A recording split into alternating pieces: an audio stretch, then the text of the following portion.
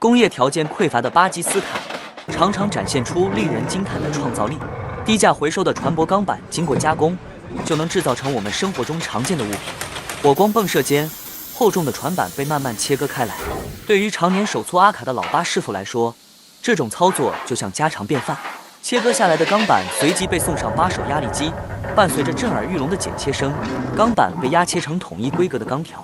钢条被整齐码放在传送带上，缓缓驶入连续加热炉，炉膛内温度直逼上1000度，钢条在火焰的炙烤下逐渐由暗红变得通体透亮。待到火候正好时，师傅立刻用长钳将烧红的钢条扒拉出来，下一秒，它们便被送入咆哮的现炸机中，开始剧烈的压制与定型。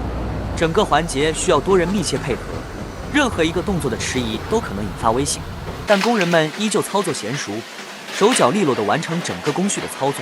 在多轮压制的碾压下，原本厚重的钢板已瘦身成为细长钢筋。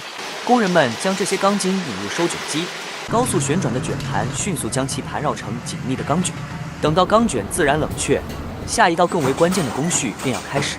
为了保证生产连续不断，师傅先用电阻焊机将多段钢筋首尾焊接，拼接成一根超长钢丝。这样一来，整个钢卷便能一气呵成地进入拉拔机，不必中途更换料头。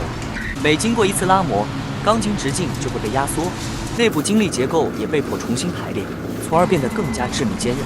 与此同时，师傅会不断向模具中注入专用润滑剂，减少金属与拉模之间的摩擦和热量堆积，以防止钢丝表面被拉伤。此过程需要经过3道拉拔工序，才能达到最终的精度和强度要求。看到这里的老铁们，能猜到师傅要制作什么产品吗？工人将成卷的钢丝送入机器中，经过多组滚轮的校制后，加持装置牢牢锁定位置。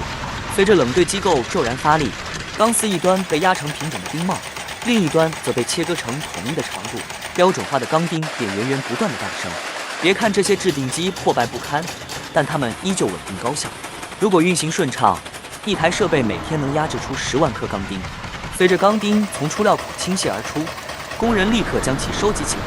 此时的钢钉虽已成型，却依旧沾满了冷对残留的油污，边角也带有细小毛刺。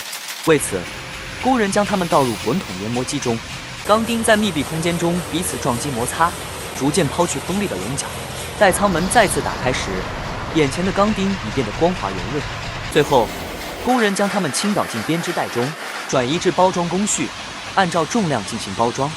至此，这些来自简陋工坊的钢钉便踏上前往全国各地建材市场的旅程，继续他们看似平凡却不可或缺的使命。老铁们觉得这样的钢钉质量如何？